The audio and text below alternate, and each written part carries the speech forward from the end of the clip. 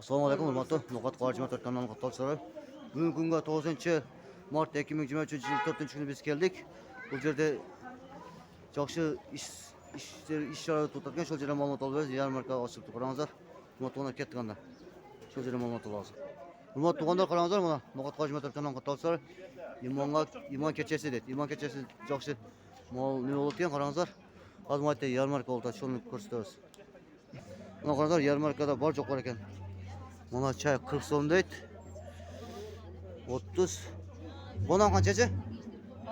Banan ne o yerde olur? 50 so'mga. Mana 50 so'm ekan bu. Allah'ın yolunda. Allah'ın yolunda. Eksandan qarangizlar mana. Bunu kesler eksan. Eksan ha bo'ldi.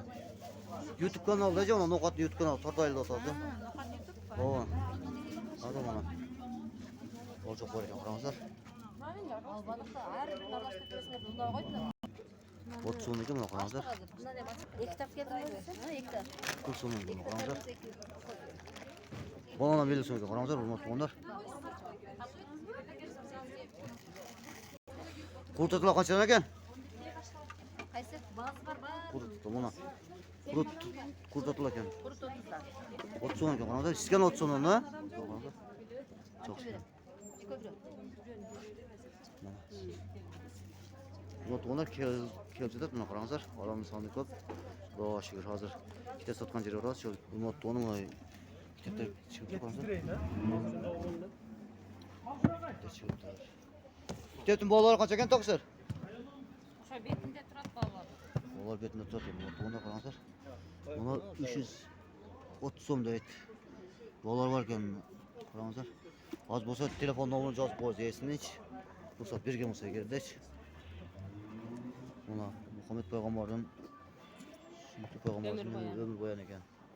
Olingizlar 520 so'm arzon ekan bu yerda-chi. Tug'anlar 800 dan olmaz. bu çok şükür. 520 so'm ekan bo'lgan bo'lsa qarangizlar, tug'anlar. Bozorning ichiga kirsangiz qimmatroq keladi, sotgan joyda bular arzon ekan-da. Olib ketingizlar. İşte türü var ekan bu yerda. Odamlar olishib ketadi. Tug'anlar qarangizlar.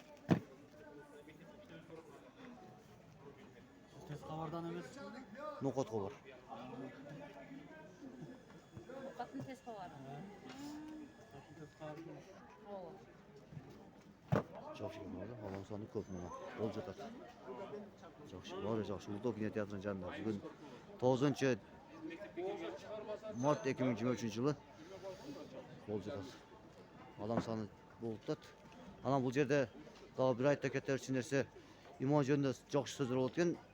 Bilet bo'lsa 200 so'm ekan. Bugun kelib ketingizlar. 12 da boshlanadi ekan.